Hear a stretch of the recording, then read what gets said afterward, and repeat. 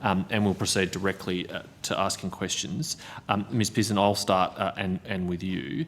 The committee's invited you to appear before this committee effectively in two respects. One, because of your role at Human Rights Watch and the excellent submission that you provide to the committee, but also because of the experience that you've had at the University of New South Wales as an academic. And it was in part because of that experience that the government moved to refer this inquiry to the committee. So it'd be very helpful for the committee to understand from your perspective how that issue was handled by the university and what remaining concerns you have about it.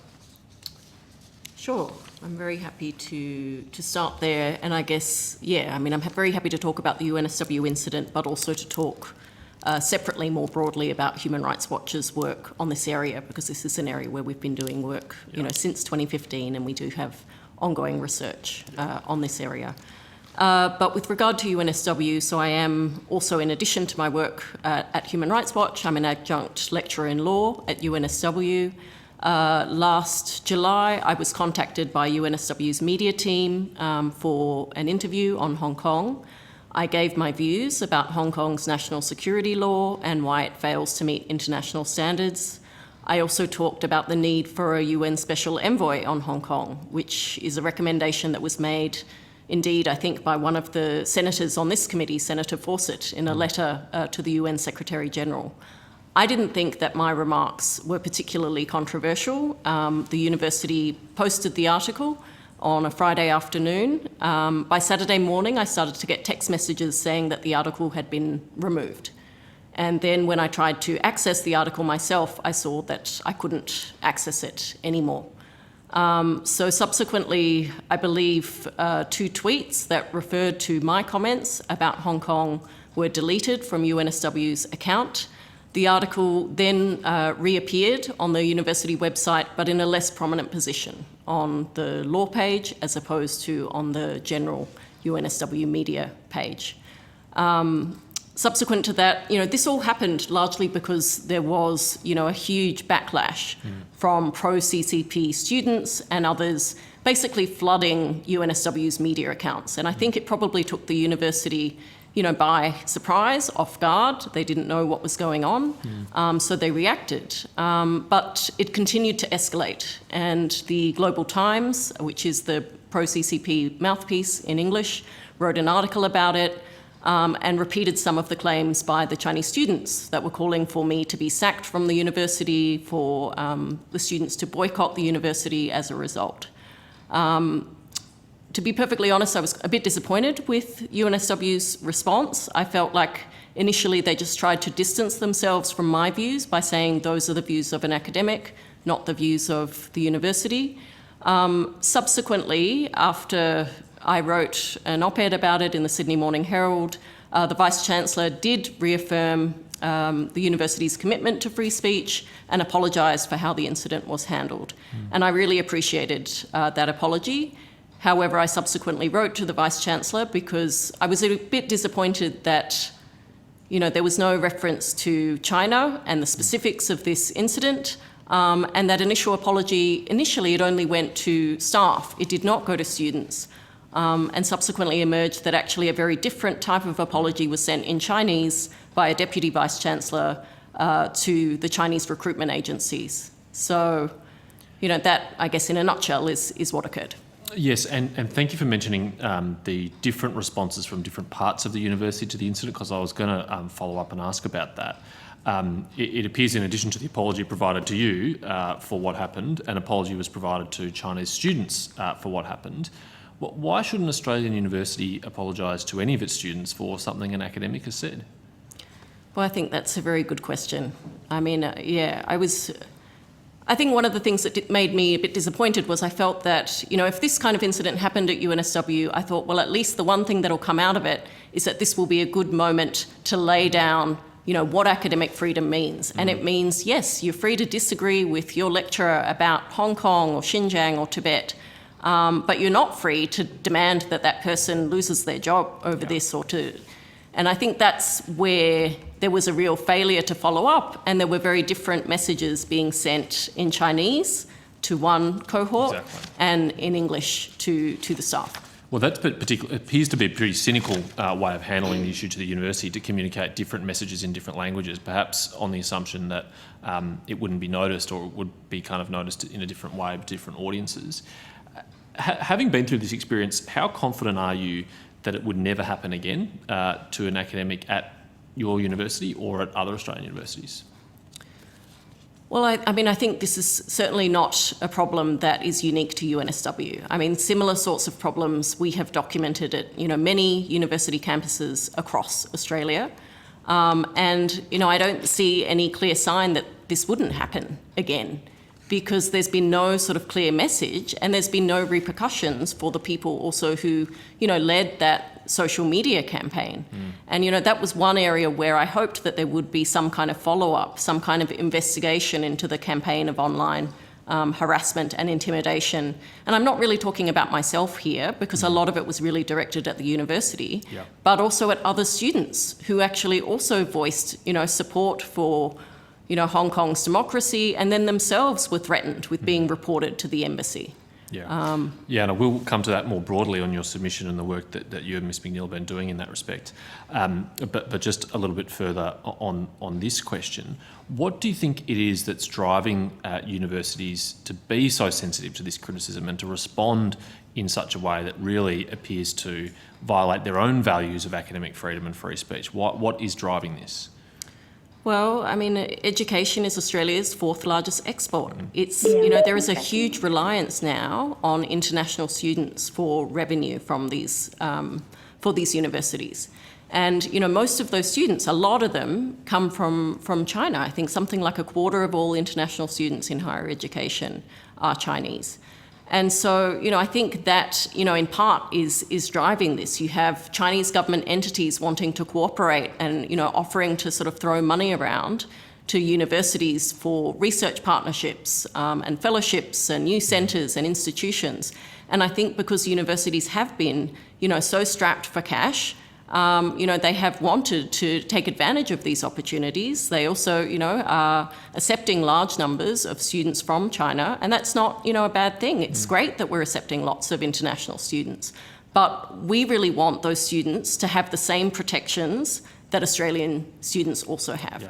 Yeah, well said, and that's a really good segue to your submission and what I understand is kind of an ongoing work that you'll be doing and research you'll be doing about the unique perspective you bring to this debate, the human rights lens that you bring to this debate.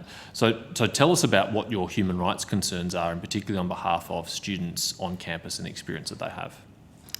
Yeah, so I mean, I guess firstly I just want to say that we see the protection of academic freedom as really a very integral part of protecting Australia's national security. And we feel like the threats to academic freedom really do threaten the safety of staff, the safety of students, their well-being. And this also goes to the real sort of integrity of our academic institutions. So we think that as part of this inquiry, and we have heard, we sat in on some of the sessions this morning, there's quite rightly been a strong focus on problematic research partnerships, but also focusing on these threats to academic freedom is really a core aspect of protecting national security.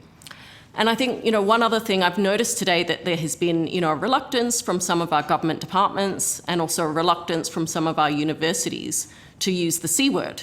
And, by that, of course, I mean China.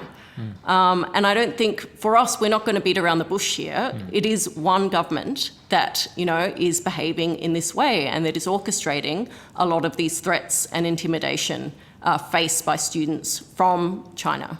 And so Human Rights Watch has done this work. We've developed a code of conduct that we released in March of last year, based on more than 100 interviews across Australia, the United States, Canada, the UK, and France. And so, these other countries are also dealing with these problems. And these problems are things like censorship, self-censorship, harassment, intimidation. My colleague, Sophie McNeil, has been leading the research that we have ongoing in this area, and she can probably speak, in a bit more detail to some of those findings and recommendations from that ongoing work. Thank you. But please, Ms McNeil, if you could.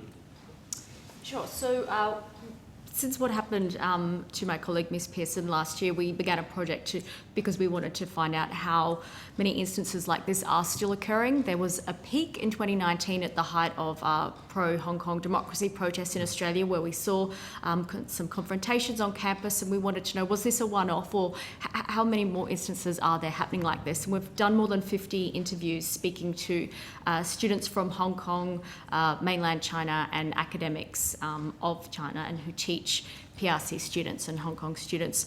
And what we've found is that a large majority of students we interviewed who suffered harassment and intimidation did not report this to the universities. When we asked them why they didn't report these instances, they said that they didn't feel that the universities could do anything, or that they didn't care. They expressed a lot of anxiety. They didn't know where to turn. They felt very lonely, very unsupported. So what we feel is that in all of these submissions and a lot of what we've heard today, the voice of these students really isn't at the heart of it. We feel they're very vulnerable, and we also think that the students who are engaging in harassment and intimidation of their fellow classmates, they also are victims here and are vulnerable to exploitation from the Communist Party. We feel that some of the media coverage has portrayed them as these kind of, unthinking CCP flag, wavers. But the thing is, they've grown up in a very authoritarian country. They haven't been exposed to a lot of different opinions, and they come here, and in many ways, they still live under party rule. A lot of their communications are on WeChat. Things are censored. There was a very deep fear of being watched, of being reported on. All these very young people who said their greatest fear was their parents being visited back in China because of something that they said or did or participated in while they were in Australia. And while that didn't happen to a huge number of people, we verified at least 4 cases where that did happen. So of course, when that happens, it goes along the grapevine. Everyone is really worried about that happening. And a lot of the students we interviewed expressed quite a lot of surprise that they'd come all the way here to only still feel that they lived in a system similar to what they were living in under the CCP in China. Yeah, and that's very troubling on a number of levels, Ms McNeil. That they felt that their universities were uncaring is deeply disturbing and doesn't reflect very well on them. But you also make a really good point, I think, about the fact that there'll be many students who are participating in this kind of surveillance of their fellow students who do so out of fear of the consequences if they didn't. I mean, they are victims of coercion and intimidation as well of the Chinese Communist Party. Can you tell us some stories, some highlights, some kind of individual experiences, obviously in an anonymised way, but what are the kind of instances of coercion or intimidation that you have talked to students about that they've told you about? So, for example, a student who goes to a pro-Hong Kong democracy protest and then receives a message in their Facebook inbox, I saw you there because I was on the counter side. I'm going to report you, to the consulate.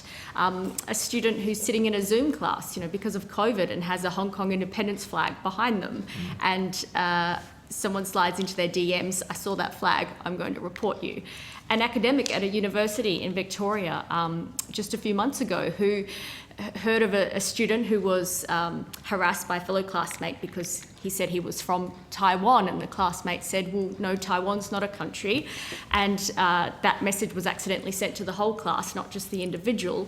And when the tutor wrote an email advising all students in that course that this kind of behaviour was unacceptable, she was then doxed. So when you're doxed, this is when your personal information is shared online.